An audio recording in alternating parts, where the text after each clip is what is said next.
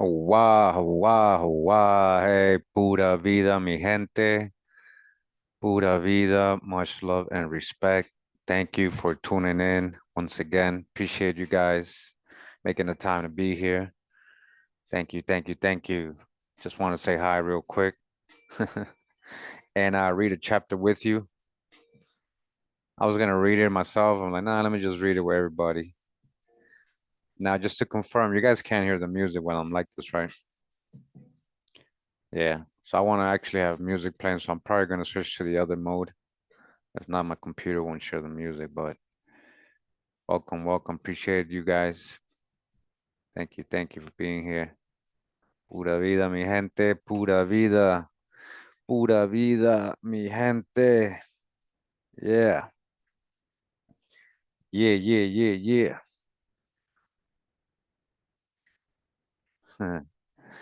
Much love. Love y'all too, man. Much love. Thank you. Thank you. Appreciate you guys. I don't know what's going on, but I know you guys are watching the videos, but hey, I ain't getting no views. No views, huh? Nobody cares anymore. It's too many revelations going on nowadays that people kind of used to it now. They don't really care. They don't really care. But we continue, like we're getting deeper and deeper with the truth, you know, deeper and deeper. What's up? Pull up, pull up. What's up? Pull up. Hey, if you're a member, check out the members video I dropped yesterday. My little trip in the last week in the Pacific part of Costa Rica. Yeah, check it out. Check it out. Nice little spot I went to. Pura vida, pura vida. The hair's long. Yeah, the hair's long. Yeah, I always got it up. I let it out sometimes. Yeah, welcome, welcome. Pura vida, mi gente. How many people we got? 40. Okay. Well, I guess we can start with 40 people. It don't matter. So we're gonna be reading. I'm gonna switch to another mode right now. Right. We're gonna be reading. We'll get back into this book. We've been reading it or reviewing. Right. Fair use, educational purposes, commentary, review, critique, education purposes. All right. We're gonna review another chapter of this book. Again, the book is An Indigenous People's History of the United States by Roxanne Dunbar Ortiz. Indigenous People's History of the United States. Pretty good book, you know, New York Times bestseller, you know. For a mainstream book, it's actually not so bad for a mainstream book, you know, for a mainstream book. So it gets into pretty interesting things that most people don't want to talk about, right? You know, it does it in a mainstream way, but it's still kind of like giving a little drop here and there. We got some good drop in the previous chapters. We're gonna be reading chapter 4 today, right? Chapter 4, non-stop. Here we go, non-stop. Yeah. All right, guys, hold on. Hold up. Wait a minute. Okay, here we go. Here we go. Here we go. Yeah. So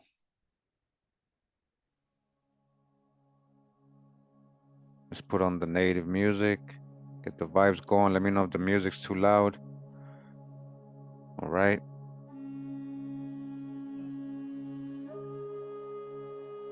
All right. All right. Wow. Wow.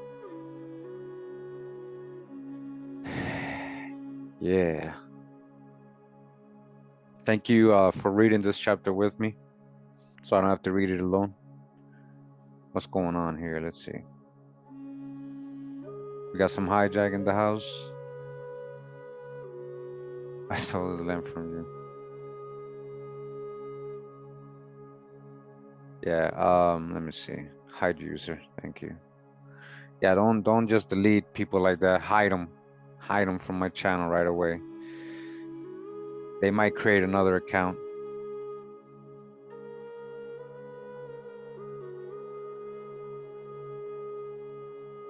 All right, so if you're new to my channel, hey man, welcome. I'm gonna be reading a specific book. Let's stay on topic, you know? Well, actually, you guys can talk. Just try to keep it respectful. And if you're new to the channel, just come to blabber and not pay attention. So, you know, please don't do that. Let me put the music down a little.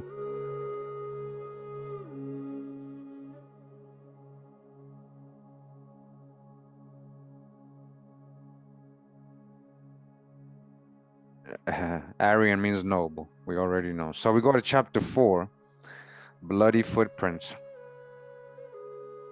For the first 200 years of our military heritage, then, Americans depended on arts of war that contemporary professional soldiers supposedly abhorred, raising and destroying enemy villages and fields, killing enemy women and children, raiding settlements for captives, intimidating and brutalizing enemy non-combatants, and assassinating enemy leaders. In the frontier wars between 1607 and 1814, Americans forged two elements, unlimited war and irregular war, into the first way of war. John Grenier, the first way of war. That was like the opening quote. Because within days of the assassination of Osama bin Laden, all right, we're gonna dodge the hijack. I told you this is a mainstream book, but we'll get to the good stuff. So within days of the assassination of Osama bin Laden on May 2nd, 2011, right?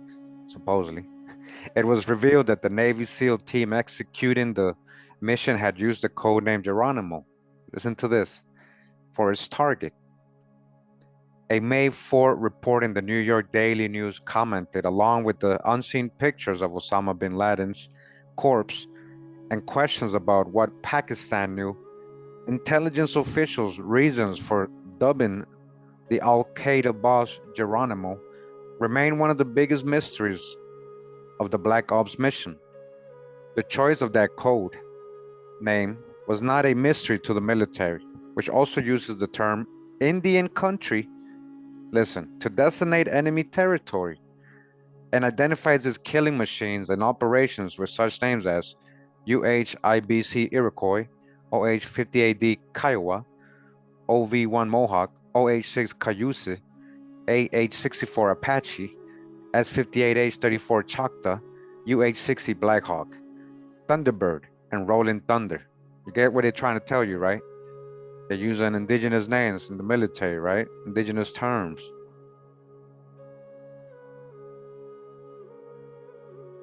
The last of these is the military name given to the relentless carpet bombing of Vietnam peasants in the mid-1960s. There are many other current and recent examples of the persistence of the colonist and imperialist sensibilities at the core of a military grounded in wars against the indigenous nations and communities of North America. On February 19, 1991, Brigadier General Richard Neal, briefing reporters in Riyadh, Saudi Arabia, stated that U.S. military wanted to be certain of speedy victory once it committed land forces to Indian country. The following day, in a little publicized statement of protest, the National Congress of American Indians pointed out that 15,000 American Indians were serving as combat troops in the Persian Gulf. Neither Neal nor any other military authority apologized for the statement. The term Indian country in cases such as this is not merely an insensitive racial slur, tastelessly but offhandedly employed to refer to the enemy. So they've been calling all the enemies Indian country. You guys listen, anybody around the world, they've been, the same model they did here to colonize, they've been doing that all around the world and using the same terms. Indian country, enemy territory. The term Indian country in cases such as this is not merely an insensitive racial slur, but tastefully. All right, we got that right. It is rather a technical military term like a collateral damage or ordinance that appears in military training manuals and is regularly used to mean behind enemy lines. It is often shortened to in country. This usage recalls the origins and development of the U.S. military, as well as the nature of U.S. political and social history as a colonialist project. Furthermore, Indian country is a legal term that identifies native jurisdiction under U.S. colonial laws, but is also an important tool for native nations to use in maintaining and expanding their land bases in the process of decolonization. Indian country, the legal term includes not only federally recognized reservation territories, but also informal reservations, dependent native communities, and allotments and specially designated lands.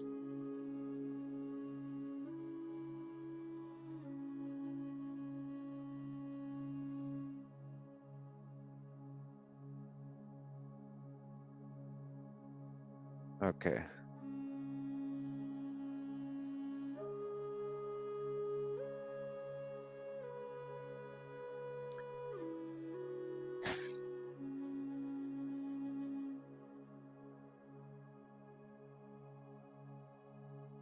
On February 19, 1991, Brigadier General Richard Neal briefing reporters and Richards. Okay, I already got this. Sorry, guys. I lost track.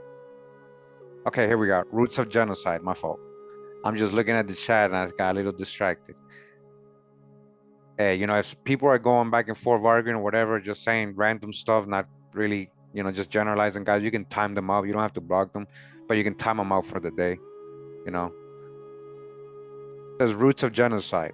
In the first wave of war, America war making on the frontier, 1607, 1814, military historian John Grenier offers an indispensable analysis of the colonialist warfare against the indigenous peoples of North American territories claimed by Great Britain.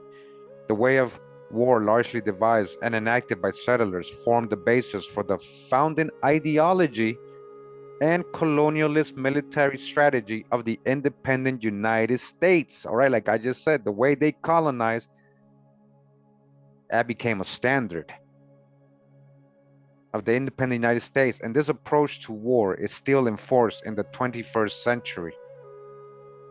Grenier writes that he began his study with the goal of tracing the historical roots of the use of unlimited war by the United States.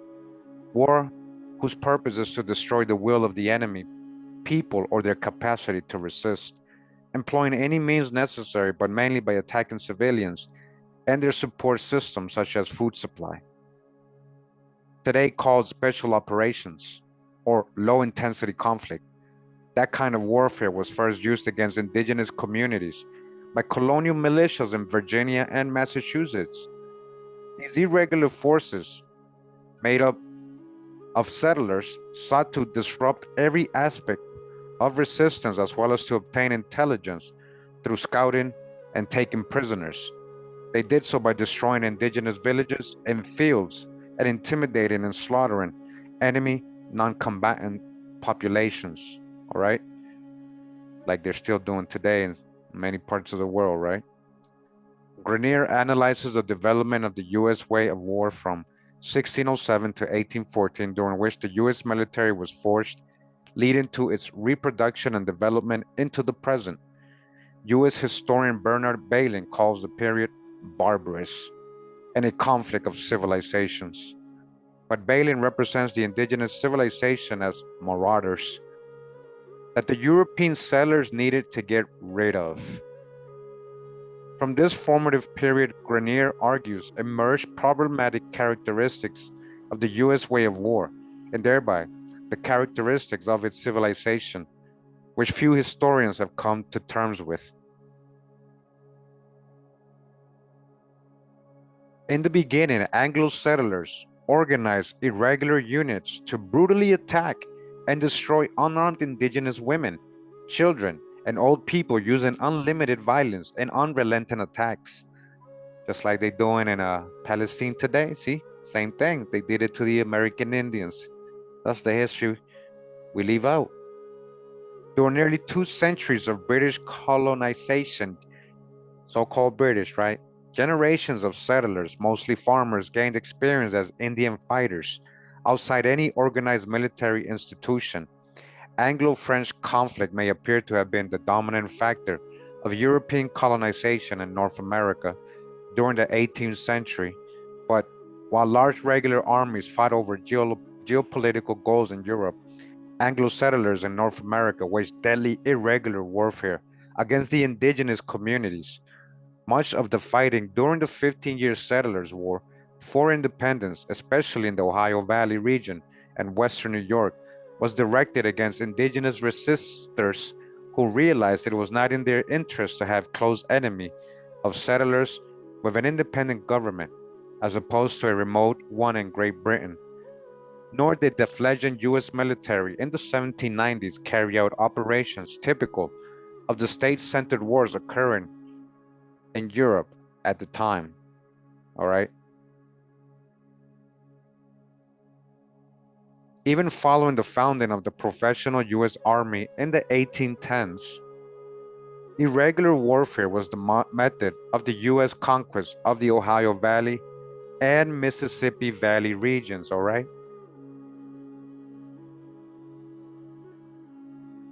Since that time, Grenier notes irregular methods have been used in tandem with operations of regular armed forces. The chief characteristic of irregular warfare is that of the extreme violence against civilians. In this case, the tendency to seek the utter annihilation of the indigenous population. In cases where a rough balance of power existed, Grenier observes, and the Indians even appeared dominant, as was the situation in virtually every frontier war until the first decade of the 19th century. Settler Americans were quick to turn to extravagant violence. They did whatever it took, guys. The measures they took, the violence, the levels of violence that they're talking about is what, is what people don't understand.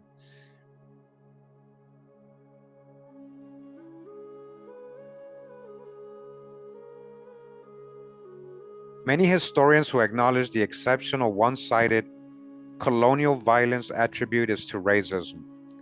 Grenier argues that rather than racism leading to violence, the reverse occurred. The out-of-control momentum of extreme violence, of unlimited warfare, fueled race hatred.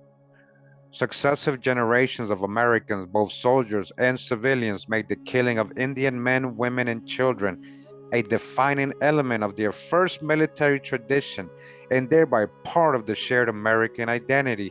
You hear that? If you didn't kill an Indian, then you probably weren't an American. Yeah, you didn't get those merits. You weren't looked up to in those times.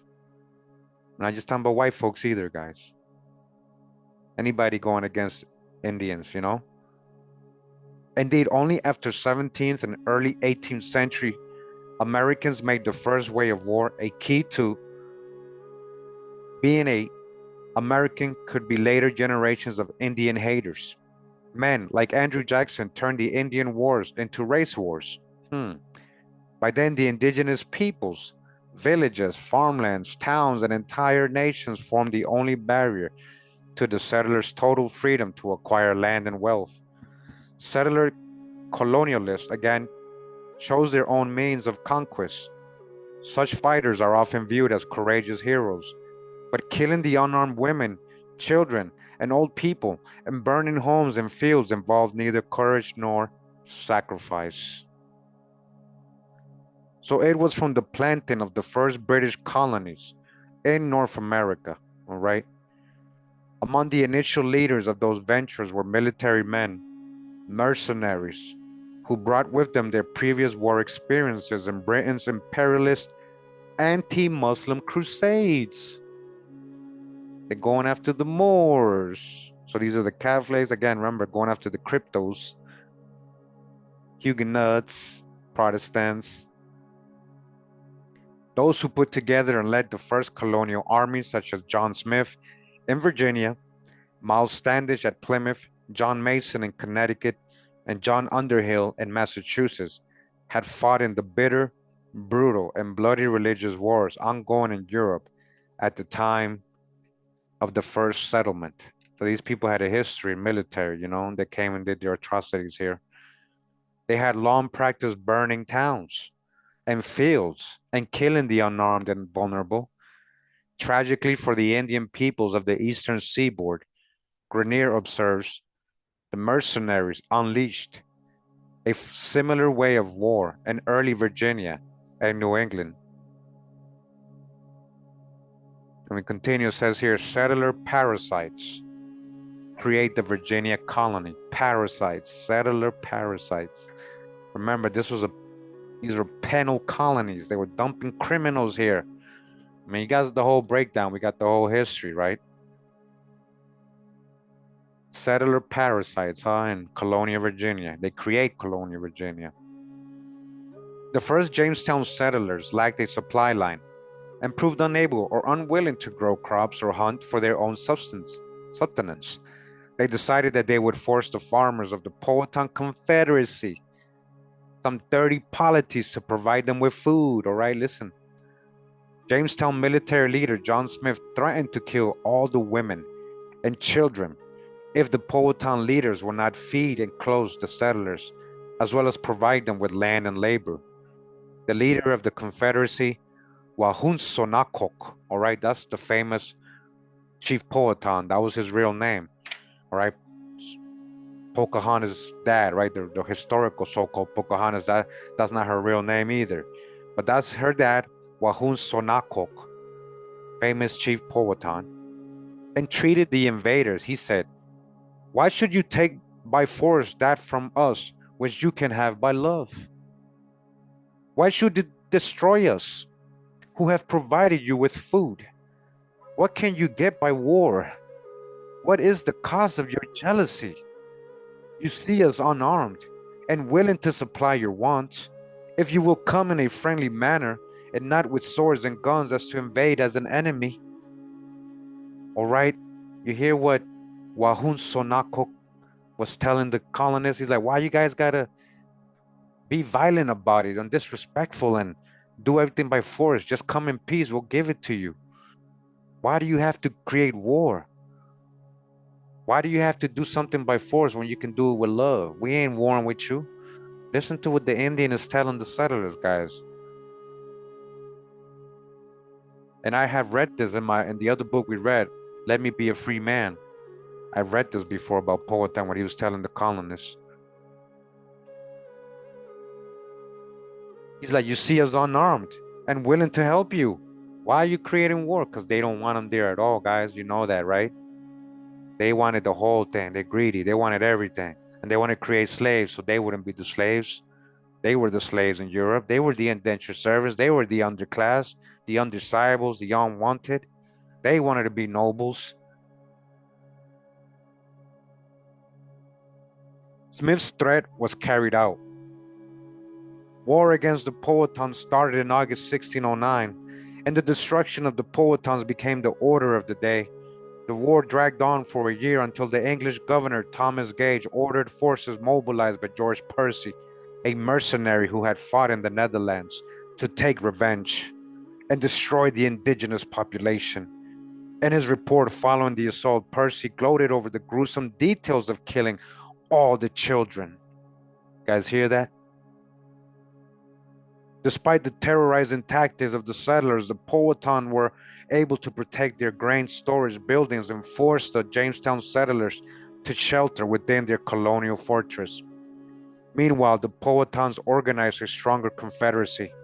In 1622, they attacked all the English settlements along the James River, killing 350, a third of the settler population. Unable to eliminate the indigenous population by force of arms, the colonists resorted to a feed fight, as Grenier identifies it, systematic destruction of all the indigenous agricultural resources. A dozen years later, an even greater conflict broke out. The Tidewater War, 1644 to 1646. Hardly a war. It consisted rather of settlers continuously raiding indigenous villages and fields with the goal of starving the people out of the area. You guys hear that? The Tidewater War wasn't a real war. It was a genocide. Like what they're saying there, the war of Hamas right today. It's the same thing. They ain't fighting real people. They're fighting women and children, just like they were doing here in the Tidewater War. That was the pretext to go to war and enslave the people and say these are prisoners of war. They were fighting against us in just war. No, it wasn't a just war. It was just you raiding indigenous villages and fields, and you wanted to starve the people out of the area.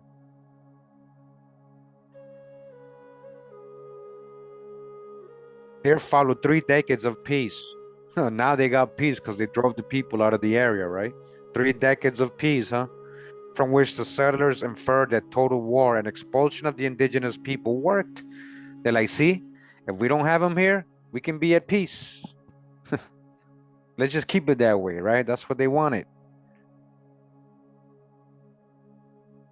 The few indigenous families that remained in Eastern Virginia were under the absolute dominance of the English, so-called English. It was clear, Grenier points out, that the English would tolerate Indians within and near their settlements, provided they essentially neither saw nor heard them. In the absence of indigenous sources of food and labor, the colonists brought in you know, other servants or other slaves and indentured European servants to do the work. Okay, listen. By 1676, the settler population of Virginia had mushroomed, and English tobacco farmers were encroaching on the lands of the Susquehanna people. When the Susquehannocks resisted, a war broke out that went badly for the English. In 1676, the Virginia House of Burgesses formed a mounted force of 125 men to range through a particular cluster of indigenous villages and thereby overcome the Susquehannock resistance. This was the immediate background. All right, check this out. This was the immediate background of Bacon's rebellion. I got a video. I was already doing it. You know who they used? This is the whole drop, the context. They used the Occaneechi-Saponi Indians to get rid of the Susquehannock there because the Susquehannock, listen to the context, they had come already from the north. They had been driven out by Iroquois people, and they had settled with the Eastern Sioux people down there. You know, they let them in and everything. You know what happened? The Susquehanna turned on the Occaneechi-Saponi people and tried to take their settlements after they helped them. So when the British came and Bacon Rebellion and all that, right? They said, okay, we'll help you get rid of the Susquehanna. But that's not because they wanted to help the Europeans. They just wanted to get rid of their enemy at the time, right there. They were encroaching on their land. And then after the Bacon's Rebellion, I don't know if they're going to mention this. This is what I'm going to mention in the video I'm going to do.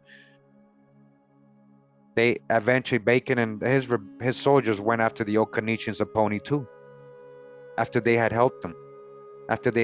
So when you're talking about that whole slave narrative of Bacon, you know, it has nothing to do with Africans. We're gonna do the video right. We're gonna get the info right, okay? Detailed, the whole history. So I'm glad they brought it up here because I was just literally studying this based on the reading we did the other day, you know. Now, because this was the immediate background of Bacon's rebellion, so beloved by populist US historians and those who searched the onset of racialized servitude in the British colonies. The rebellion occurred when Anglo settler farmers, along with landless indentured servants, both Anglo, right, European and local, both European and local, other slaves from wherever they're getting them, importing them. It could be from Central America, it could be Portuguese, it could be from anywhere, Cape Verde, it could be from many places, right? They want to say African. So both European and local slaves were part of the rebellion, along with landless indentured servants, right? Took into their own hands the slaughter of indigenous farmers with the aim of taking their land. So they used the Occaneechi to help them get rid of the Susquehanna, and then they got rid of the Occaneechi.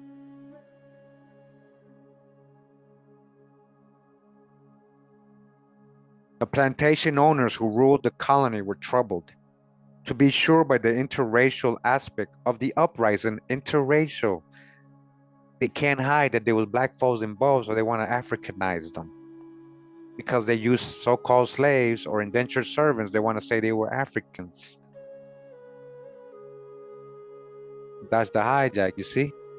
Oh, we're about to break everything down for real. We got, you know, we go through real sources. We talk about facts, things we can verify, not conjectures, not people generalizing and going with false history they never actually verified. They never actually proved. They never had, hey, can you prove that to me? Show me the primary source that says he's an African. Show me how he's an African. You know? Either way, let's continue.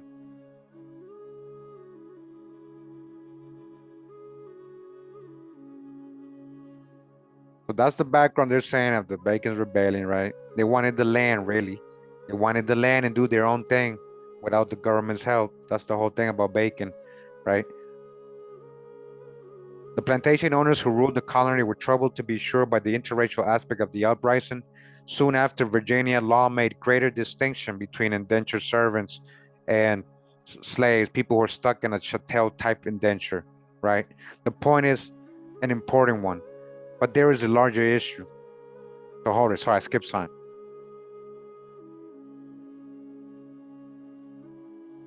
Sorry, I skipped. The plantation who ruled, yeah, soon after Virginia law made greater distinction between indentured servants and slaves and codified the permanent status of slavery.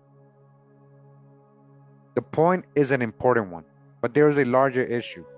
Bacon's rebellion affected the development of genocidal policies aimed at the indigenous peoples, namely the creation of wealth in the colonies based on landholding and the use of landless or land-poor settler farmers as foot soldiers for moving the settlement frontier deeper into indigenous territories.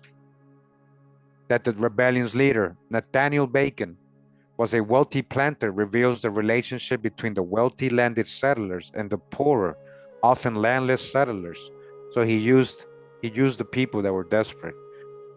Historian Eric Foner rightly concludes that the rebellion was a power play by Bacon against the Virginia governor, William Berkeley, and his planter allies, as Bacon's financial backers included other wealthy planters opposed to Berkeley.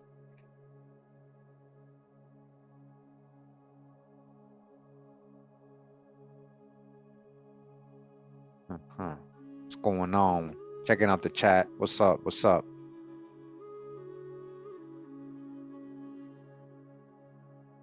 Okay. It says here in the name of God. What transpired up the coast and the founding and growth of the New England colony was different, at least at first. Just before the 1620 landing of the Mayflower, smallpox had spread from English trading ships off the coast to the Pequot fishing and farming communities on land, Pequot, greatly reducing the population of the area the Plymouth colony would occupy. So this is one of their excuses of why there was very little Pequots. Remember, they got enslaved heavily. They went through massacres and enslavement, sent to Bermuda, sent to Providence Island, the Caribbean, sent to many places. So now they want to say it's just from the smallpox. That's the hijack. Told you, mainstream reading, but we know how to discern. Okay. King James attributed the epidemic to God's great goodness and bounty towards us. So any plague that would happen or any like that, they would give thanks to the Most High, in their way, right? To their Jesus, to their God, and say, hey, thank you for killing all the Indians for us. Yeah. Consequently, those who survived in the indigenous communities had little means to immediately resist settlers' expropriation of their lands and resources. 16 years later, however, the indigenous villages had recovered and were considered a barrier to the settlers moving into Pequot territory in Connecticut. A single violent incident triggered a devastating Puritan war against the Pequots, in what the colony's annals and subsequent history texts call the Pequot War. You mean the Pequot Massacre? The Puritan settlers, as if by instinct, jumped immediately into a hideous war of annihilation, entering indigenous villages and killing women and children or taking them hostage. The Pequots responded by attacking English settlements, including Fort Saybrook in Connecticut. Connecticut authorities commissioned mercenary John Mason to lead a force of soldiers from the colony and Massachusetts to one of the two Pequot strongholds on the Mystic River. Pequot fighters occupied one of the forts, while the other one contained only women, children, and old men. The latter was the one John Mason targeted, slaughtered, and sued. After killing most of the Pequot defenders, the soldiers set fire to the structures and burned the remaining inhabitants alive. Burned them alive. All right, you got to remember this history. This kind of war was alien to the indigenous peoples. According to their ways of war, when relations between groups broke down and conflict came, warfare was highly ritualized. Requests for individual glory resulted in few deaths. Colonial wars invariably drew other indigenous communities in on one side or the other. During the Pequot War, neighboring Narragansett villagers allied with the Puritans in hopes of reaping a large harvest of captives, booty, and glory. They helped out in that massacre, guys. But then something happened to the Narragansetts too, with other Europeans and Indians too. It was it was happening to all of them. If they betray or they go against another Indian nation, eventually they would have the same happen to them. Okay.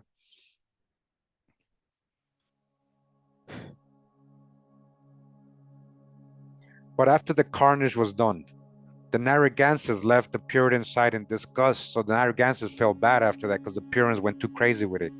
They went too crazy with it. They didn't want all that to happen. They felt in disgust, saying that the English were too furious and slayed too many men.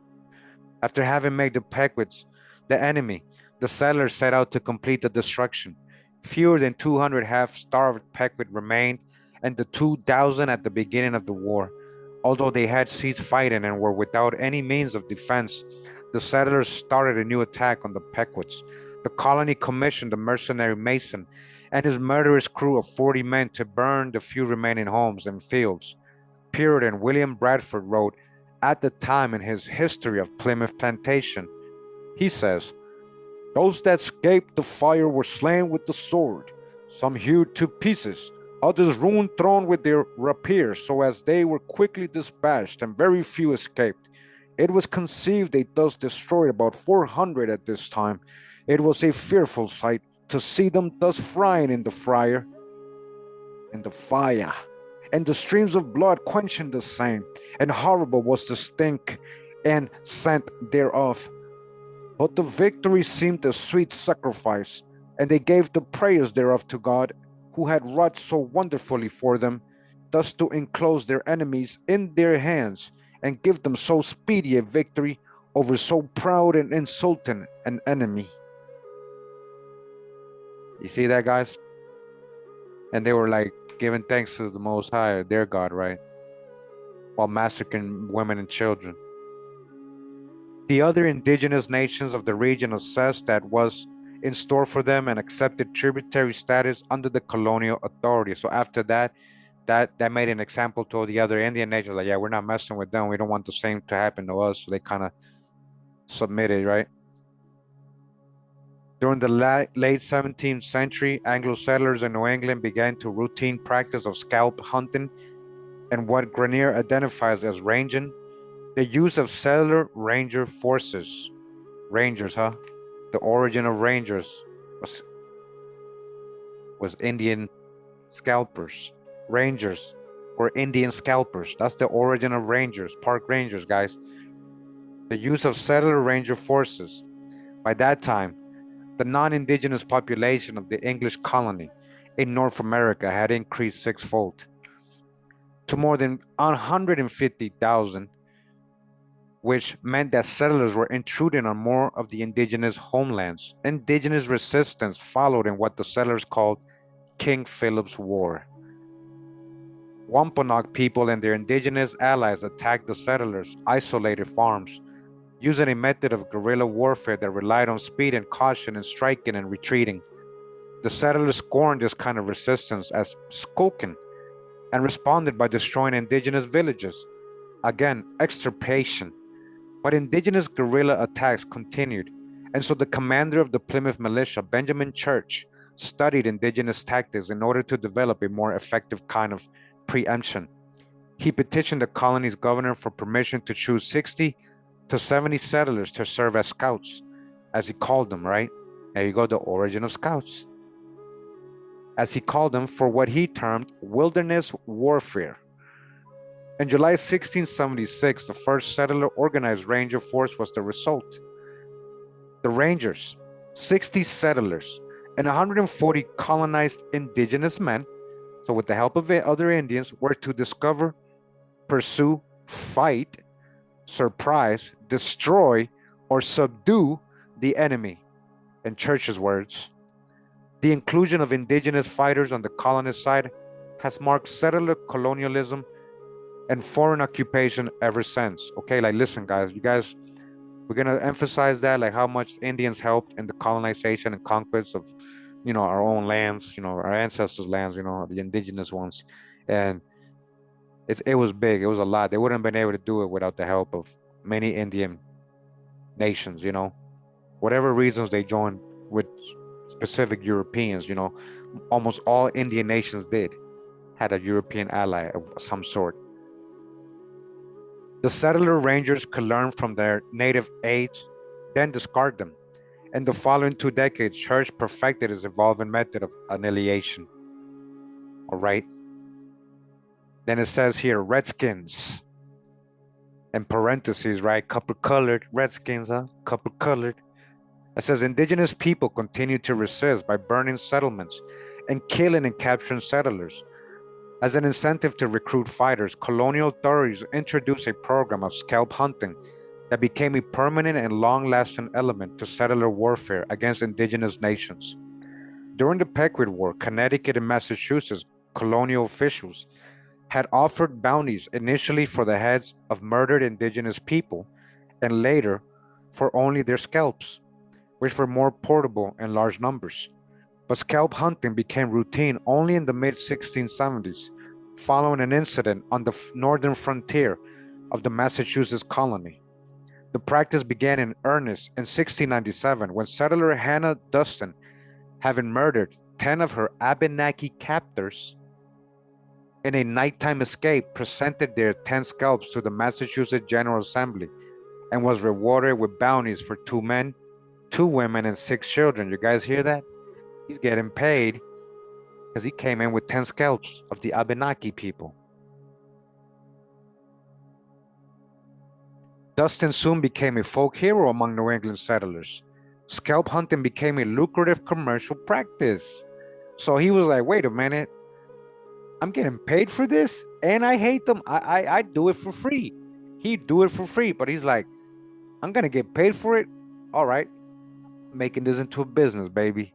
And that's what they did, a lot of the Europeans, right? When we're talking about fur traders, this is what I'm trying to tell you. In all that fur trading, all that scalping, murdering, enslavement of Indians was going on. You know, they were going out in these frontiers doing that. They were making money. That was the bounty. Get me a scalp. Wow, imagine how many people were doing that, guys. Imagine. The settler authorities had hit upon a way to encourage settlers to take off on their own or with a few others to gather scalps at random for the reward money. In the process, in parentheses, as John Grenier points out, they established a large-scale privatization of war within American frontier communities. Although the colonial government in time raised the bounty for adult male scalps, lowered that for adult females, and eliminated that for indigenous children under 10, the age and gender of victims were not easily distinguished by their scalps, nor checked carefully. That's true. What is more, the scalp hunter could take the children captive and sell them into slavery. Sell them into slavery. Who? American Indian children, not Africans. Sell them into slavery. Wow. Hey, Dana Berry, welcome to the club. Appreciate you, man. Check out the members only videos. I just dropped one yesterday. So they can enslave children instead of scalping them. You know, they ain't losing money. They can't kill them, they're going to enslave them, right? These practices erased any remaining distinction between indigenous combatants and non-combatants and introduced a market for indigenous slaves. So now it didn't matter who you killed. They weren't just going after Indian soldiers that were fighting against them. They were going after any Indian they encountered, women, children, anybody. The scalp was worth money. Their death was worth money. Okay. Bounties for indigenous scalps were honored, even in absence of war. Scalps and indigenous children became means of exchange. All right. They became currency. Children, currency, American Indians. You're being sold like wine, right? Deuteronomy 28, Job, the book of Job, right? You'll be sold like wine. You'll be sold like wine. They're not using it in Africans. And this development may even have created a black market. Scalp hunting was not only a profitable privatized enterprise, but also means to eradicate or subjugate the indigenous population of the Anglo-American Atlantic seaboard. Who? Who? Subjugate who? American Indians, right? And do what with them? What you gonna do with them after you subjugate? You're gonna enslave them. That's why you don't need to go to Africa to get millions. You got all the millions right here. And all your undesirable indentured servants you just told us about. you just told us about, right? The settlers gave a name to the mutilated and bloody corpses they left in the wake of scalp hunting. Redskins. Now, look, hey, I never heard this origin, honestly. I don't know if you have. Now that you know. Now, is this why they took out the Redskins logo? Not because of the color of complexion, but because it meant during the time they were scalping Indians, and that's where they got the term Redskin. Is that true? Then it's not a good history, right? Or if we're talking about copper colored, if they're trying to hide it, then we understand who the red man is. But when you're talking about Redskins, Redskins meant the bloody scalps of the Indians, guys. This is what she's telling you. That's the history of that word originally. That's crazy. That's crazy. Real crazy. You guys understand? This way of war forced in the first century of colonization, destroying indigenous villages and fields, killing civilians, ranging, and scalp hunting became the basis for the wars against the indigenous across the continent in the late 19th century. And it continues and it says colonial expansion. Having cleared the indigenous populations from much of the coastal region from New England to the Carolinas, from the New England to cleared, right? Cleared the populations, right? What happened to these populations? Where are they? Did they all die? They just went, they disappeared. They enslaved a lot of them and reclassified the rest. Reclassified, colored, free colored, colored Negro, enslaved, right? Black, so-called white, mulatto.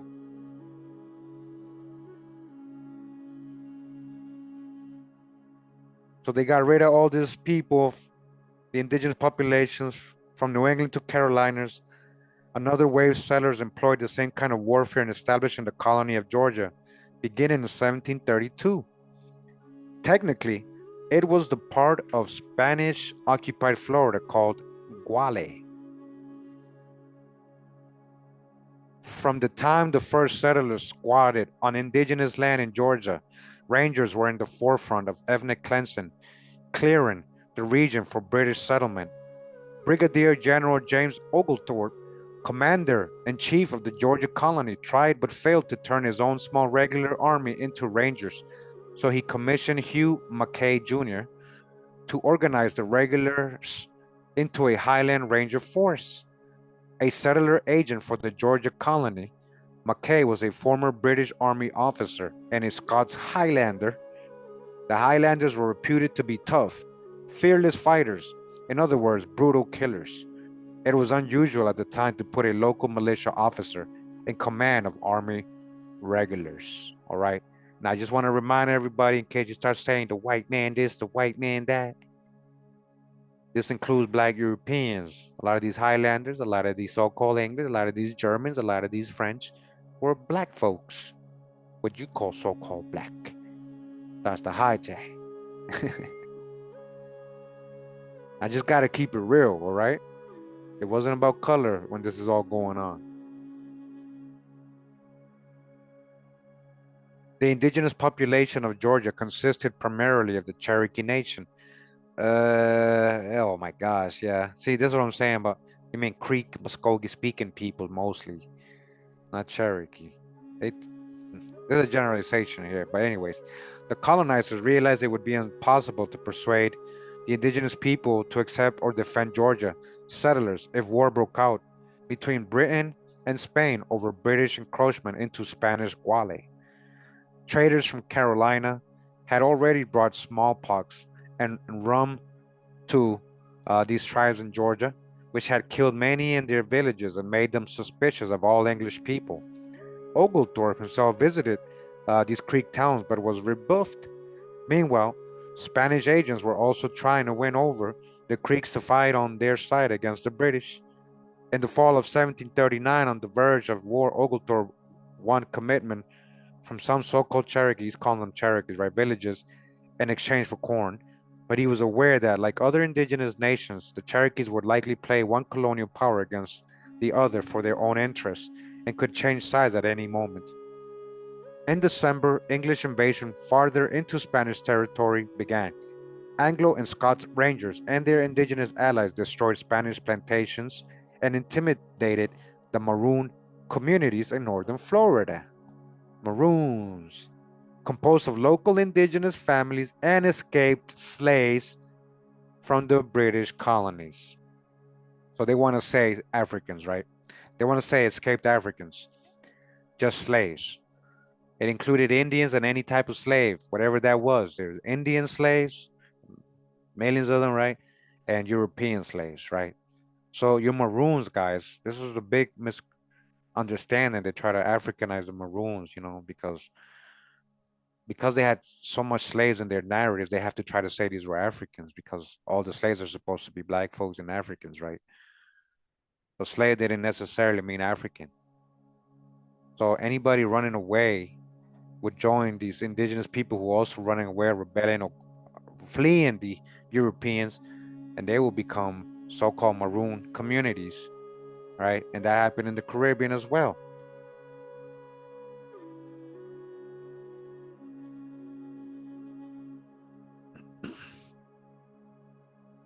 Where was I? So Spanish plantations intimidated the maroon communities in northern Florida, composed of local indigenous families and escaped slaves from the British colonies. The Rangers sacked and looted, burned and pillaged while hunting scalps of Spanish allied indigenous people and runaway slaves. Lasting nearly a month, the operations ravaged Florida, in part because the Spanish put up little fight. During the 1740s, the British War Office and Parliament commissioned two companies of Colonial Rangers and authorized more than 100 men for full-time duty in the Highland Rangers in Georgia. Ranging, looting, and scalp hunting continued. Okay?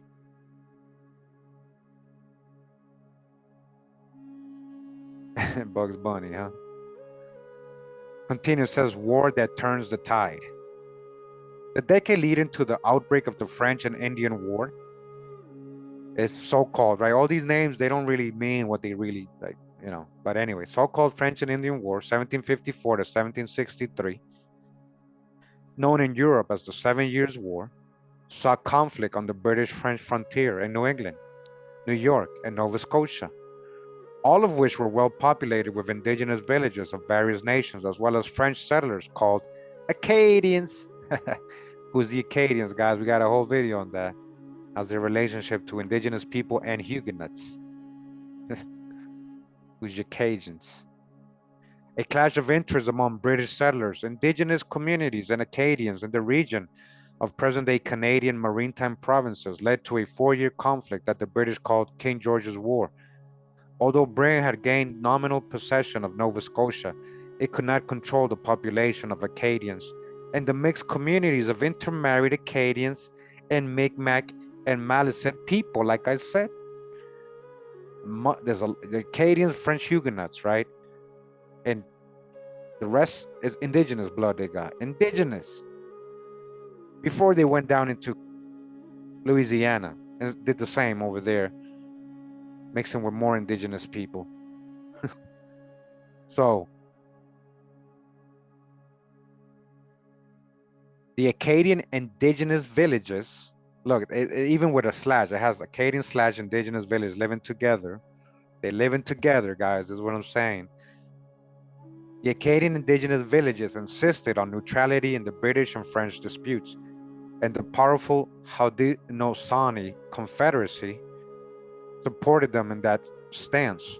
But British imperialists wanted the land, and they permitted Anglo-American settlers to play a prominent role in the fighting, which included ranging and scalp hunting.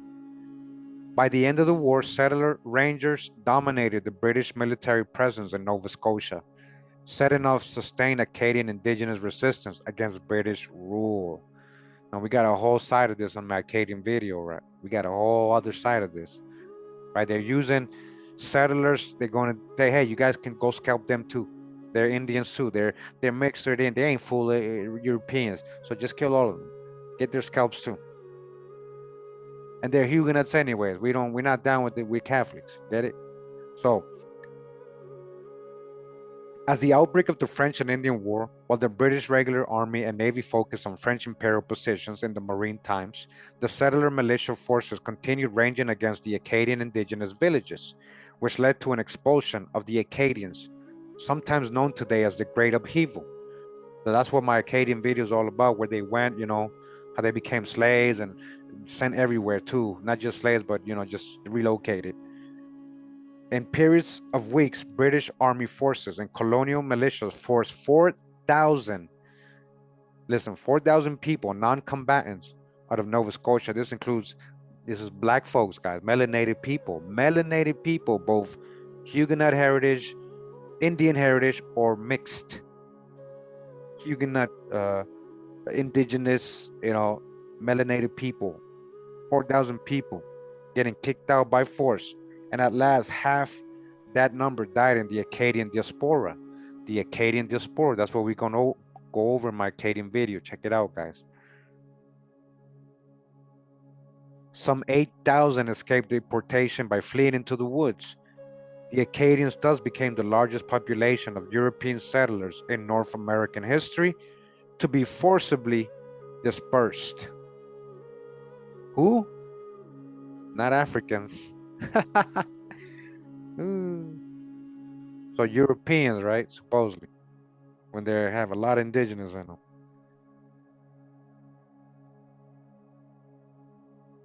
This feat was accomplished with slaughter, intimidation, and plunder. By this time, there was no hesitation on the part of Anglo settlers to consider unarmed civilians of all ages as appropriate targets of violence.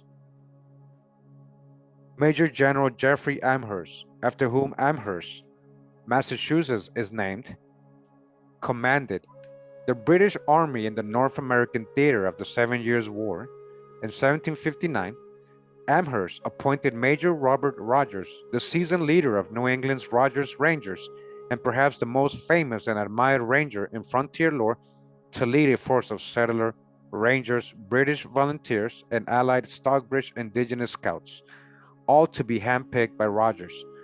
Amherst ordered them to attack a resistant Abenaki village in the St. Lawrence River Valley. You see, they were using Indians, they were using these settlers, these poor indentured, like a lot of them, again, black folks, like people just trying to survive, have a job, and, get their own freedom, but they're like mercenaries to attack, they're calling them rangers. This is your origin of your park rangers, your rangers. They out there looking for scalps and ranging, scouting, ranging the land so they can take it from the Indians.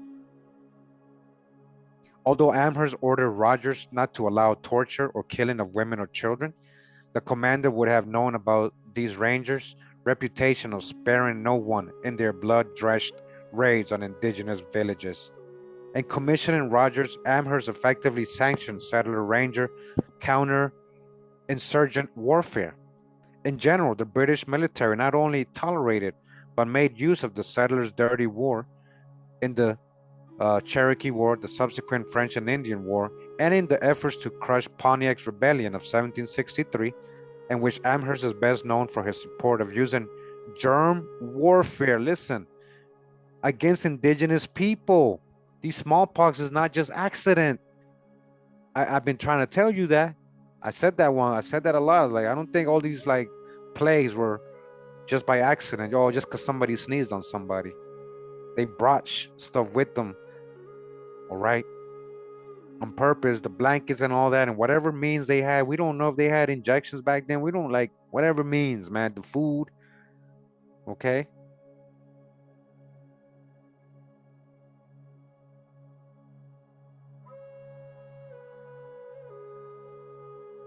Could it not be contrived, Amherst wrote to a subordinate officer, to send the smallpox among those disaffected tribes of Indians? Huh. COVID, we must on this occasion use every stratagem in our power to reduce them. The colonel promised to do his best. Amherst then gave orders to bring them, Pontiac's forces and allies, to a proper subjection until there was not an Indian settlement within 1,000 miles of our country. Wow. Wow, guys. This is the history that, the details of all this, In the southern part of the French and Indian War, the British in 1760 found their war-making capacity overwhelmed by the Cherokee Nation and the Creeks, right, and Georgia, right? So here too, they turned to Rangers.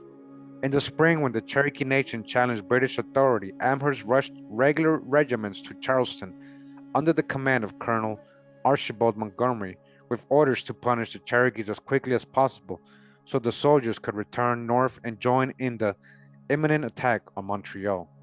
So this is what I'm saying. Like Charleston's, what are you talking about? South Carolina? That's not Cherokee territory. Like this is, they're calling other Indians Cherokee in this book, guys. So it'll be the Catawbas, Eastern Siouans, wrap on the Algonquin-speaking tribes, the Creeks, all that. In previous wars against indigenous nations, British commanders had assigned ranger groups specific missions, but in the Indian War, the British military forces, including regulars, would target non-combatants. A few months earlier, the North Carolina governor had conjured the strategy that would be used in case a war must be proclaimed. The three southern provinces of Virginia and the Carolinas should exert their whole force, enter into and destroy all the indigenous towns of those at war with us, and make as many of them as we should take their wives and children as slaves by sending them to the islands, West Indies, okay, if above 10 years old, and to allow 10 pounds sterling for every prisoner taken and delivered in each province. Wow. So that's, again, that's the primary source. He was quoting British commanders, right? North Carolina's governor at the time, 1760s, right? Wherever that was. That's what he just said. Take the rest of them as slaves and send them to the Caribbean as slaves. Again, who are they populating these islands with? Not Africans. A lot of American Indians. You guys see the numbers? As you see almost slave videos, guys. You see every report. Every time we have an actual source from those time periods, they're talking about enslaving specific people, right? They're not talking about, oh, we went to Africa, we grabbed some Africans. Okay? This was the plan adopted. Commander Montgomery was well aware that even with irregular warfare, the military could not defeat these indigenous people, right, in their own country, and that he would need settlers and indigenous allies serving as scouts and guides. He added to his troop strength 300 settler rangers, 40 local militia members, and 50 Catawba allies. So this is when they're fighting enemies of the Catawba, like the so-called Cherokee, wherever he's calling Cherokee.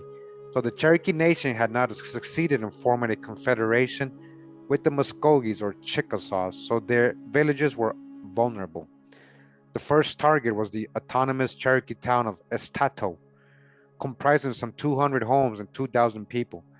Montgomery's forces set all the homes and buildings afire, picking off individuals who tried to flee, while others who hid inside were burned alive. One after another, towns were set ablaze until the Cherokees organized a resistance strong enough to drive out the attackers. The British claimed to have crushed Cherokee resistance, but they had not, and the Cherokees laid siege to British forts. A year later, British forces struck again, this time even harder, and overwhelmed the Cherokees in their capital of Etcho and destroyed it. So, you guys can verify these are actual Cherokee towns or from another specific tribe. The British then moved on to other Cherokee towns, burning them too. During the month-long, one-sided battle of annihilation, the British razed 15 towns and burned 1,400 acres of corn. 5,000 Cherokees were made homeless refugees, and the number of deaths remained unaccounted. Another weapon of war was alcohol. Accelerating in the 18th century. In 1754, a Catawba leader known as King Hagler by English colonists petitioned the North Carolina authorities. This is what he said: "Brothers, here is one thing you yourselves are to blame very much in. That is, you rot your grain in tubes, out of which you take and make strong spirits. You sell it to our young men and give it to them. Many times they get very drunk with it, and this is the very cause that they oftentimes commit those crimes that is offensive to you and us, and all through the effect of that drink. It is also very bad for our people, for it rots their guts and causes our men to get very sick. And many of our people had lately died by the effects of that strong drink. And I heartily wish you would do something to prevent your people from daring to sell or give them any of that strong drink upon any consideration whatever, for that will be a great means of our being free from being accused of those crimes that is committed by our young men, and will prevent many of the abuses that is done by them through the effect of that strong drink. All right, that fire water was messing the ancestors up, you know, and it still is.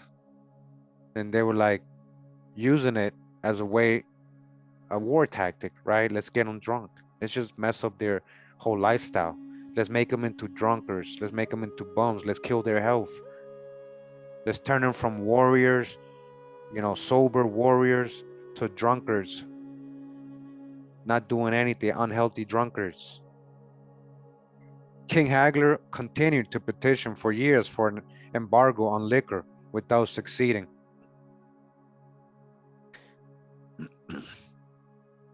Britain's victory at the end of the French and Indian War in 1763 led to English domination of world trade, sea power, and colonial holdings for a century and a half. In the Treaty of Paris, 1763, France ceded Canada and all claims east of the Mississippi to Britain. In the course of the war, Anglo settlers had gained strength in numbers and security in relation to indigenous peoples just outside the British occupied colonies. Even there, significant numbers of settlers had squatted on indigenous lands beyond the colonies' putative boundaries, reaching into the Ohio Valley region. To the settlers' dismay, soon after the Treaty of Paris was signed, King George III issued a proclamation that prohibited British settlement west of the Allegheny Appalachian Mountain Barrier, ordering those who had settled there to relinquish their claims and move back east of the line. However, British authorities did not commit enough troops to the frontier to enforce the edict effectively. As a result, thousands more settlers poured over the mountains and squatted on indigenous lands. They couldn't enforce that. Efficient slave, sorry, by the early 1770s, terror against indigenous people on the part of the Anglo settlers increased in all the colonies, and speculation in western lands was rampant. In the southern colonies especially, farmers who had lost their land in competition with larger, more efficient slave work plantations rushed for western land. These settler farmers thus set, as Grenier writes, a prefigurative pattern of U.S. annexation and colonization of indigenous nations across the continent for the following century.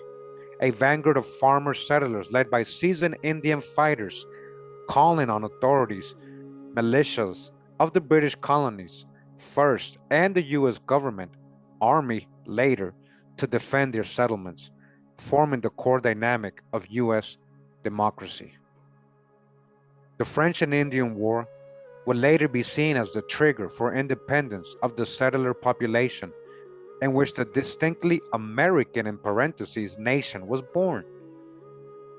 This mythology was expressed in the 1826 novel The Last of the Mohegans, a narrative of 1757 in which the author, land speculator James Fenimore Cooper, created a usable settler colonial history. Listen, it's not real. Blockbuster Hollywood adaptations of the book in 1932 and 1992 reinforced the mythology. That story was so fake, guys. The mythology. And Hollywood made it even worse, made it even more real, right? But the 1940 film, based on the best-selling novel Northwest Passage, which is considered a classic and remains popular due to repeated television showings, goes even further in portraying the bloodthirsty mercenaries Rogers Rangers as heroes for their annihilation of village of Abenakis. All right, they made these guys, these murderers, these murderers, bloodthirsty murderers into heroes in Hollywood, right? Just like the cowboys, just like many of the colonists, all that, right? George Washington, all these people, heroes, right? The settlers, it says here, the Ohio country. That's where we're moving on to. The next part of this, we got a couple more pages, guys. We're almost done. Thanks for being here. All right. I don't even have crayons. What you guys talking about? We are where we eat. What you guys talking about, man? Anyways, I'll keep reading. I guess I'll ignore you guys.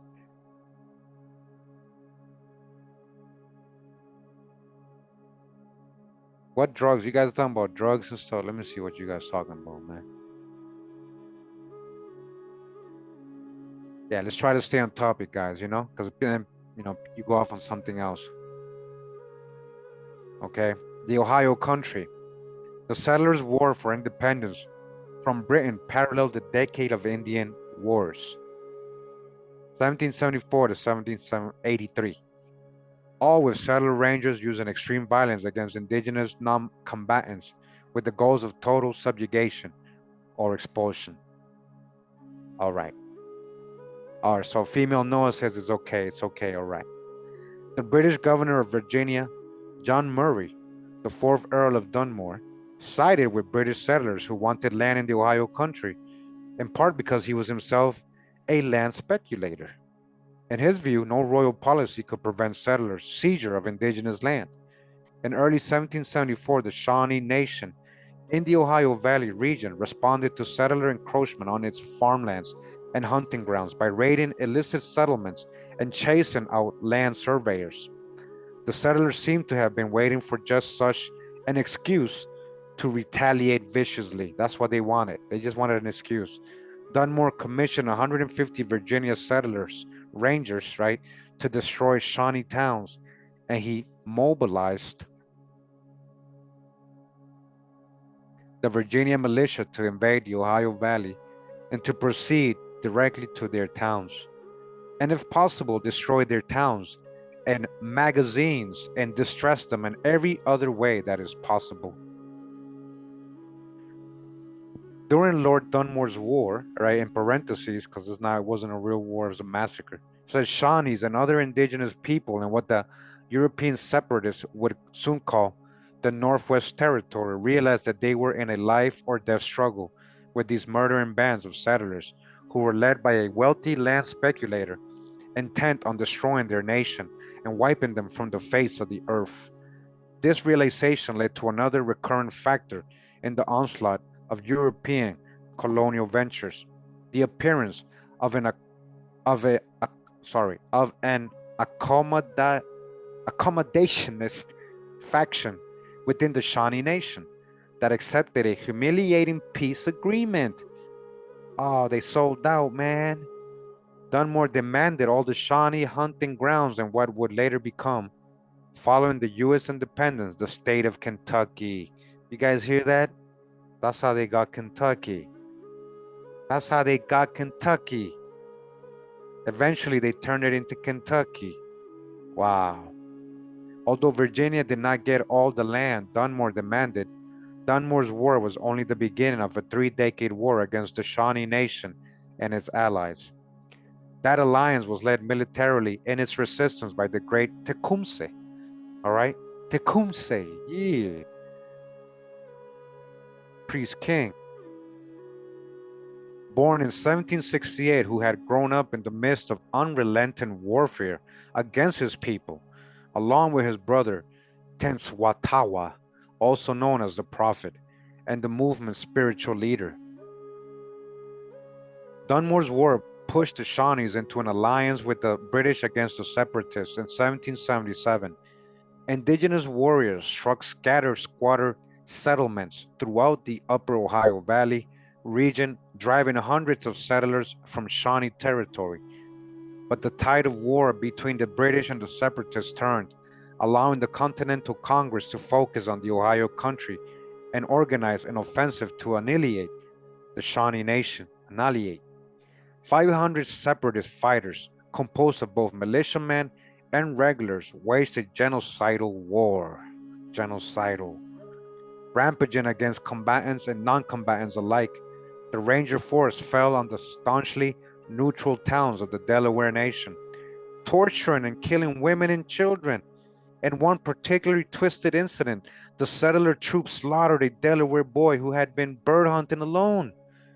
A near riot ensued among the troops over who had the right to claim the honor of the kill. You guys hear this?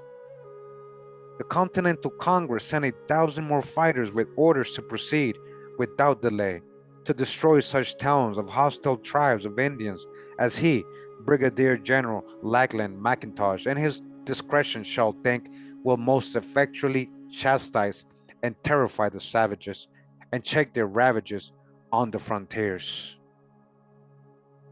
Close quote. The Shawnees moved out of the way of the raiders to avoid the attacks, but the killing went on unabated.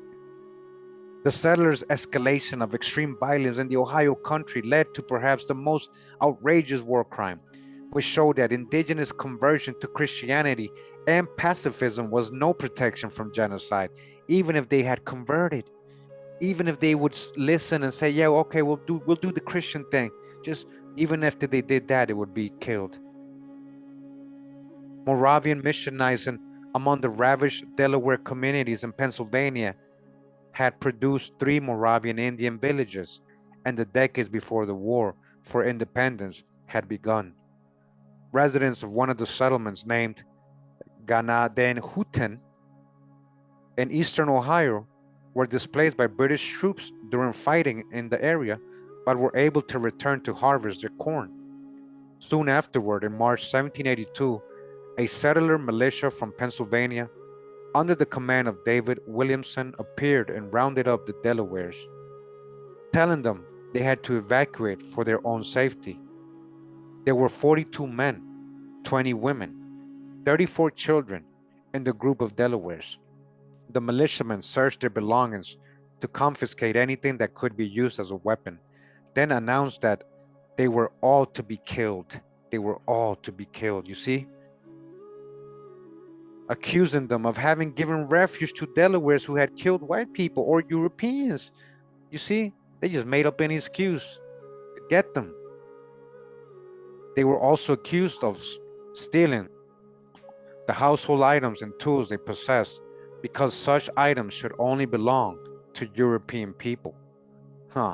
They were also accused of stealing the household items and tools they possessed. Oh, sorry. They were condemned to death.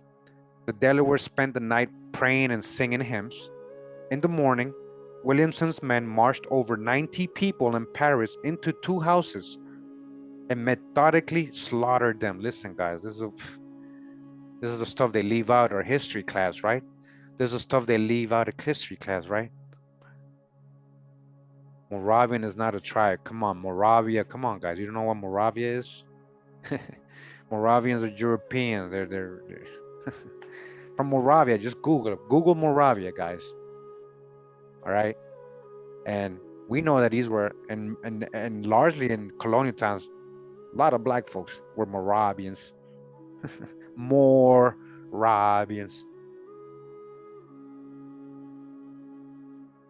All right. So they put them in a room, 90 people, and slaughtered them, guys. One killer bragged that he personally had bludgeoned 14 victims with a copper's mallet. Wow. Which he had then handed to an accomplice. Wow, this reminds me of what's going on today in the so-called Middle East. My arms fails me, he was said to have announced. Go on with the work. This action set a new bar for violence, and atrocities that followed routinely surpassed even that atrocity. Even that atrocity. A year earlier, the Delaware leader, Buckingham, had addressed a group of Christianized Delawares, saying that he had known some good European men, but that the good ones were a small number. They do what they please. They enslave those who are not of their color. Ooh. And they're enslaving Indians, right? Although created by the same great spirit who created us, they would make slaves of us if they could. But as they cannot do it, they kill us. There is no faith to be placed in their words. They are not like the Indians, who are only enemies while at war, and are friends in peace. They will say to the Indian, my friend, my brother. They will take him by the hand and at the same moment destroy him. Yep. And so you will also be treated by them before long. Remember that this day I have warned you to beware of such friends as these. I know the long knives, they are not to be trusted. He's warning him, like, hey, don't trust these European people. Continuing, it says here how the settlers won independence.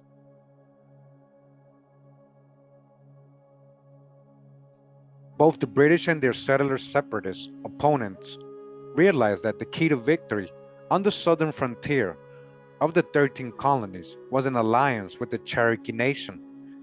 Despite constant attacks on its villages and crops, and with refugees and disease, the enormous Cherokee Nation remained intact with a well-functioning government. To win the Cherokees to their side, British authorities provided weaponry and money to Cherokee towns while separatist representatives tried to persuade the towns to remain neutral by threatening their complete destruction. Neutrality was the most the settlers could hope for. The settlers' viciousness toward indigenous people caused them to be despised and spurred some Cherokees to take sides against them.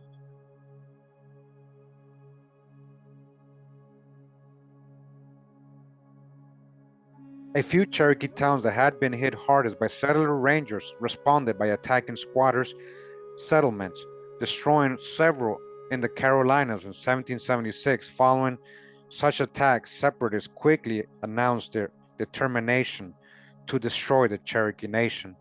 The North Carolina delegation to the Continental Congress declared, the gross infernal breach of faith which they, the Cherokees, have been guilty of shuts them out from every pretension to mercy.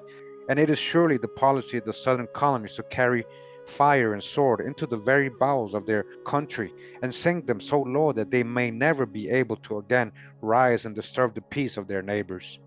Okay. Now, again, I just want to emphasize, guys, they're saying Cherokee, but in many cases, these are other Indian people that call them Cherokee, right? Eastern Siouans, Creeks, Muskogee speaking people, Algonquin speaking people, they became known as Cherokee. But yeah, it says in the summer and fall of 1776, more than 5,000 settler rangers from Virginia, Georgia, and North and South Carolina stormed through Cherokee territory. William Henry Drayton, a leader of the Anglo separatists from Charleston, had met with the Cherokees in 1775. After the Cherokee attack that prompted the separatists' 1776 Scorched Earth campaign, he recommended that the nation be extirpated and the lands become the property of the public.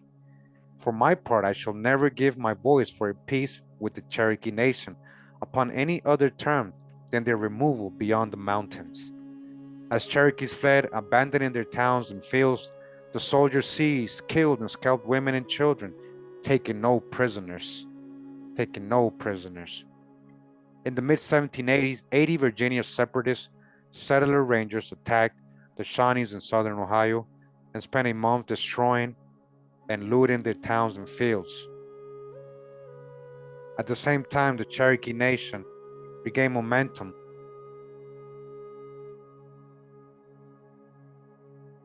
in its resistance, raiding squatters' settlements within its territory.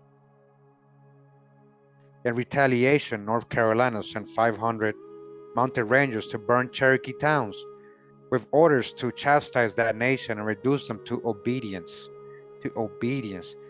During the winter of 1780 to 1781, the separatists' 700-man Virginia militia wreaked destruction again in the Cherokee Nation. On Christmas Day, the militia commander wrote to Thomas Jefferson, then a Virginia delegate, to the Continental Congress that a detachment had surprised a party of Indians and taken one scalp and 17 horses loaded with clothing and skins and house furnishings, a clear sign that these were non-combatant refugees trying to flee.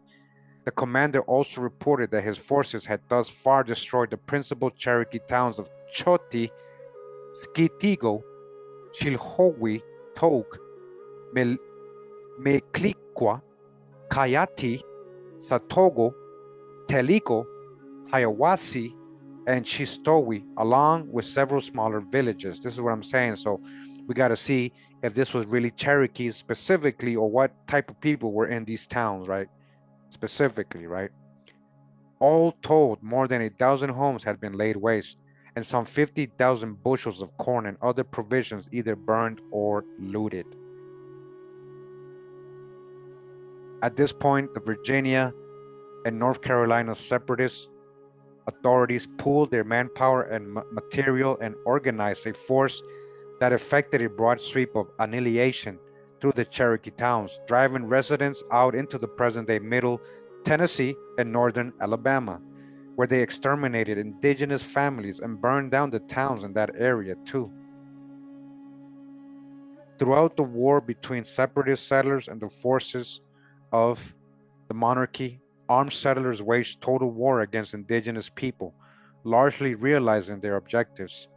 The Cherokees were forced to accept tributary status, yet the attacks continued.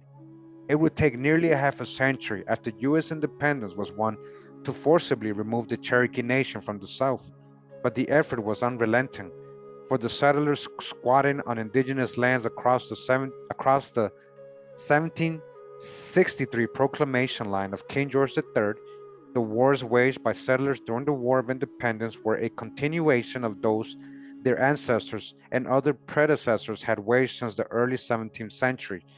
Some historians portray the British as the organizers of indigenous resistance during this period. The separatist colonial oligarchy that drew up the Declaration of Independence in 1776 certainly took that view. Yet, as Grenier points out, the indigenous people were well aware that negotiating with a faraway empire would yield much better outcomes than would dealing with the government of extermination-minded settlers.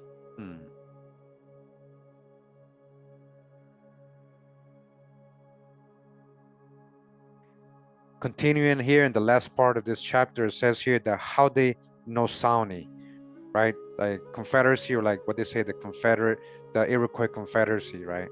But this is the real name, the Haudenosaunee. On the western edge of the colony of New York, as in the southern colonies, settlers were invading and squatting on the territory of the Haudenosaunee, the Six Nations of Iroquois.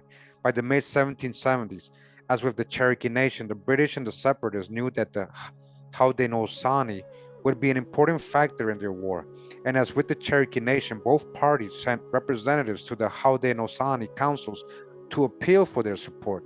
Each member nation of the Confederacy had its own specific interests because each had different experiences in the previous century and a half of British and French intrusion. Much of the French and Indian War had been fought in their territories, with indigenous people doing most of the actual fighting on both sides. In 1775, the Mohawk Nation allied with the British against the separatist settlers. The Seneca Nation had early on considered the British to be an intractable enemy, but with the separatist war looming, was more afraid of the settlers, and so the Senecas followed the Mohawks' lead into British alliance. The Cayuga, Tuscarora, and Onondaga nations did not choose sides. Only the Christianized Oneidas conceded support for the separatist settlers. Haudenosaunee, okay. In response to the decisions by 5 of the Iroquois nations, General Washington wrote instructions to Major General John Sullivan to take preemptory action against the Haudenosaunee, to lay waste all the settlements around, that the country may not be merely overrun but destroyed. You will not by any means listen to any overture of peace before the total ruin of their settlements is effected. Our future security will be in their inability to endure us, and in the terror with which the severity of the chastisement they receive will inspire them, Sullivan replied. The Indians shall see that there is a malice enough in our hearts to destroy everything that contributes to their support. By 1779, the Continental Congress had decided to start with the Senecas. 3 armies were mustered to scorch the earth across New York and converge at Tioga, the principal Seneca town in what is now northern Pennsylvania. Their orders were to wipe out the Senecas and any other indigenous nation that opposed their separatist project, burning and looting all the villages, destroying the food supply, and turning the inhabitants into homeless refugees, right, or slaves.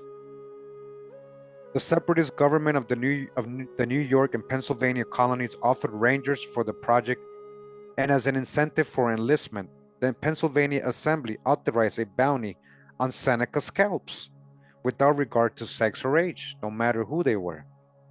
Bring us the scalps, you'll get paid.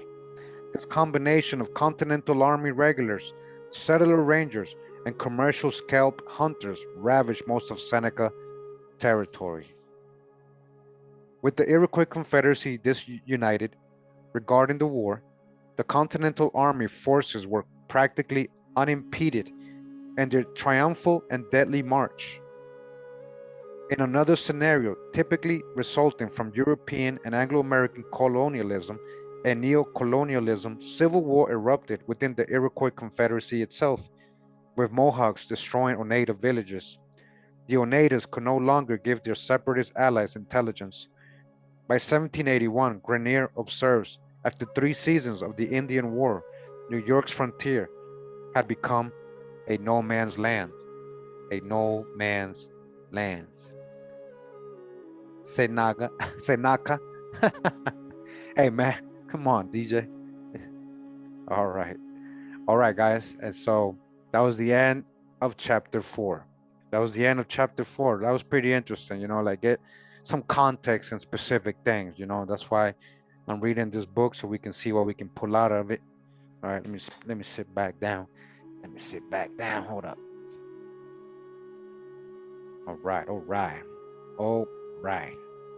So that was again the book, An Indigenous People's History of the United States by Roxanne Dunbar Ortiz, for fair use, little review, educational purposes. All right, educational purposes. Now, before we go, guys, hold on.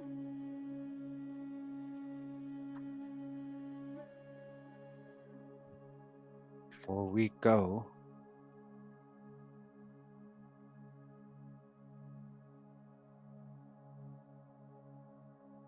just in case, because I don't know if we're getting out notifications or what's going on, all right? I don't know what's going on. All right.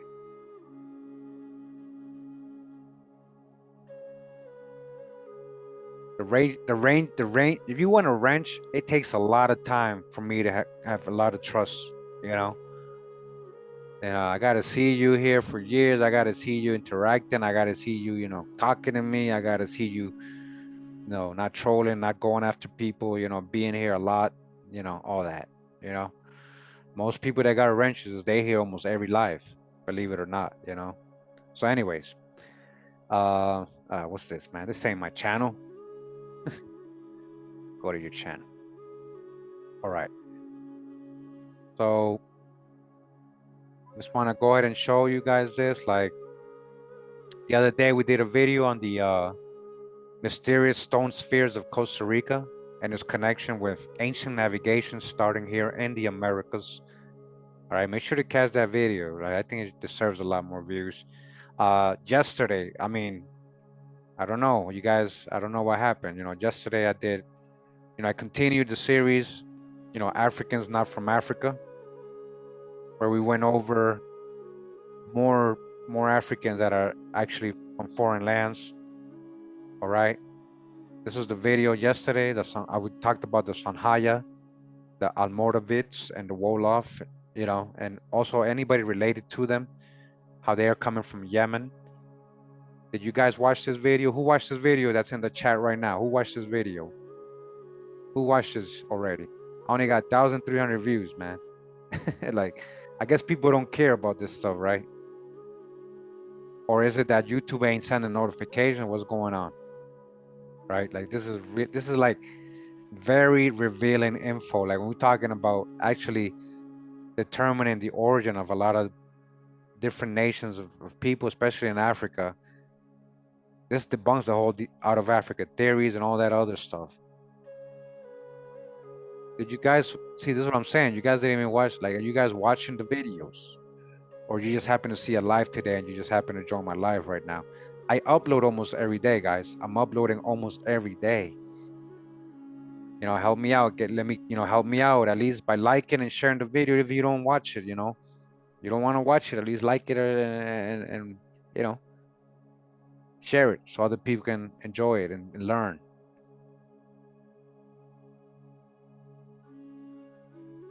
I need to watch it. Hey guys, this is what I'm saying. This is what I'm saying. Like, don't expect notifications, guys. You gotta actively check my channel almost every day. I'm literally uploading almost every day, guys. I'm literally I'm shadow banned, blacklisted. Like, they're not promoting my videos, guys. They don't send them out there. They don't send notifications. They're not pushing it like other people's videos that are more popular. They don't push my videos, guys. They don't want people to know this stuff. You did see Quinn didn't get a notification. Benny didn't get a notification.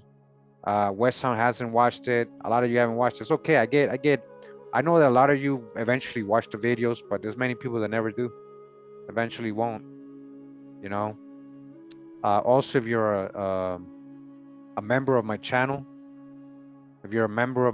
I literally uploaded this yesterday, last night too. Last week for a couple days I went to. This one don't even want to tell me how many views it got. Like, it's weird. Like, it doesn't.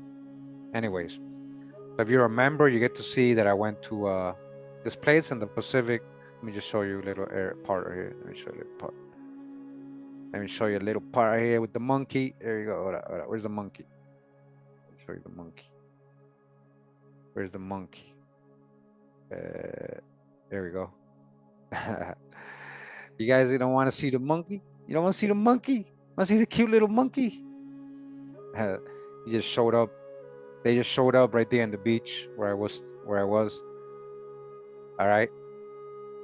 This is a members only video. This is kind of stuff like my personal little travels and stuff. I upload for my members only, right? But it's telling me I got no views. I don't know. So members, what's up? You don't want to watch the videos either? What's up? Hey, Dan, did you see that pop up? You're a member. Did you guys get a notification, like, as a member? Do you guys get notification? I want to know how it works. Do you guys get notification? Because it doesn't promote the members only videos. Like,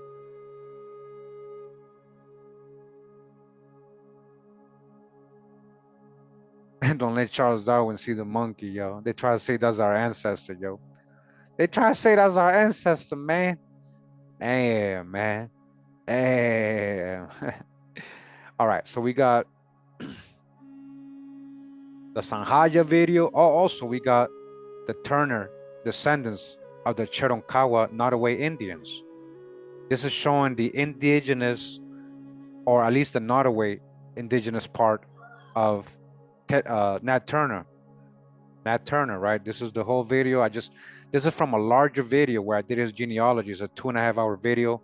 And this is only the Indian part, talking about, we're reading just a book. We're not actually looking at the tree. And we're talking about his Nottoway Indian ancestors, right? And a lot of people didn't watch this video either. Maybe because you've seen my genealogy video already, but I doubt all of you have watched my genealogy video. So I don't know if you guys have watched this one as well. This is literally from 2 days ago. Only got 1,300 views. You see, that's like my average on all the videos now. Like, they all see 1,300. I don't know if that's YouTube playing with me and just keeping it at that level, or if it actually, I am getting views and they're not showing me, just so the video doesn't look like it's being watched, so people don't watch it. Like, I don't know. This is my conjectures, my conspiracy theories, because I used to get a lot more views, guys. Like, I used to have a lot less subscribers. I'm talking about years ago. I'm getting a lot of views, or it's just that people are living in times where so much truth is coming out every day that it's normal now. It's not like a thing like how it was 7, 5, 6 years ago. That's what I'm assuming, right? Like, it's not such an impact, right? When I'm showing you Nat Turner, Indian ancestors, right? But this would be big deal 8 years ago, So that's another one. And then I did on the other day, the one we're reading about the tribes of Israel, like Indian slavery, freedom suits. Rachel versus Bud. Are you guys watching all these? Yeah, yeah, you know. Okay, okay. All right. I just wanted to make sure you guys know that I got almost a video a day, you know, dropping a video a day every day. So check in regularly, check in regularly in my channel. I mean, that's the thing. I can't even make my videos for children.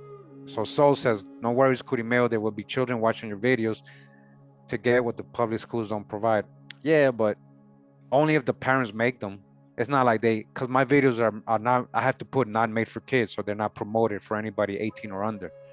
It doesn't come up on their feed. And I was able to verify that. My son is subscribed to me. None of my videos pop up. None of my videos pop up on his feed. None. I had his phone for like a month and a half because I didn't have a phone. I was using it. And I was using his account, right? I didn't never signed out of mine. I was using his YouTube account, you know, and my videos never popped up. Never. The kids ain't getting the info unless the parents make them watch it, you know.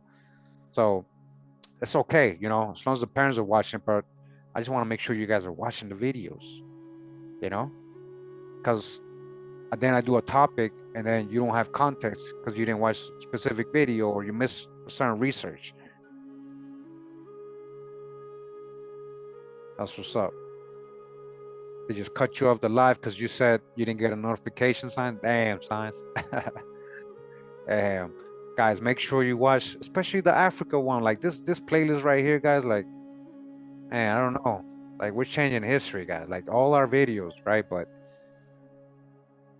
I mean, look how many I got already, right? Like, the more I do, the more I'm gonna find out. The more research, the more clear it gets in my head. The more pieces I put together, the more facts I pull up, the more real this becomes.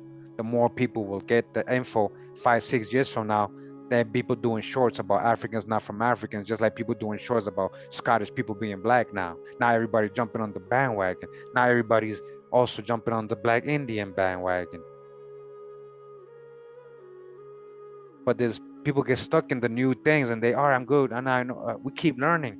We haven't stopped, guys. The videos are coming every day. We haven't stopped. We're still learning. All right. So just, you know, help me out with the views, share, you know, because YouTube ain't helping. I want this info to get out to the world, you know, it's not just for you to know about it and yourself, you know. It's better when others know the truth about you too. We're teaching them about your people's history, the real history here, so they don't stereotype, racially profile you and all that, you know. And so you don't stereotype or racially profile others. Rebecca. That's beautiful, you know. I don't know how interesting they find it, you know, their children, because I don't know if I would find this interesting as a child, but thank you for doing that. Thank you for being one of those parents, you know, one of those elders.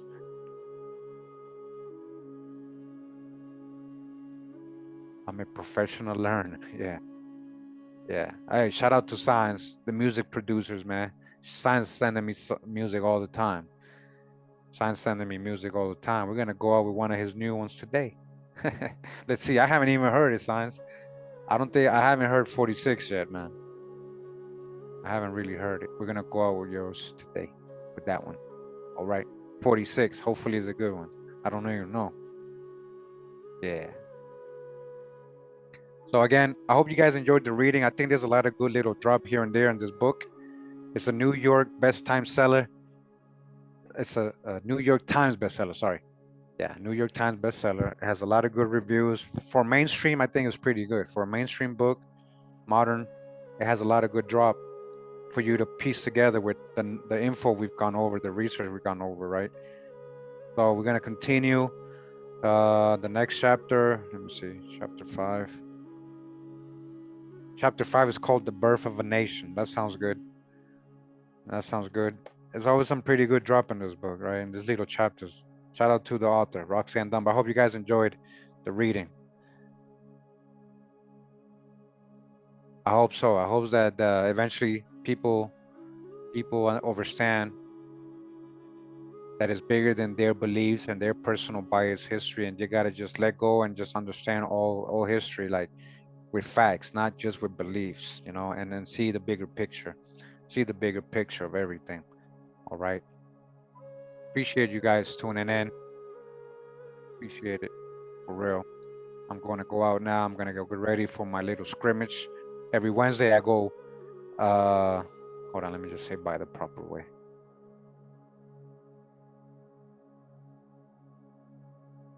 Let me say by the proper way.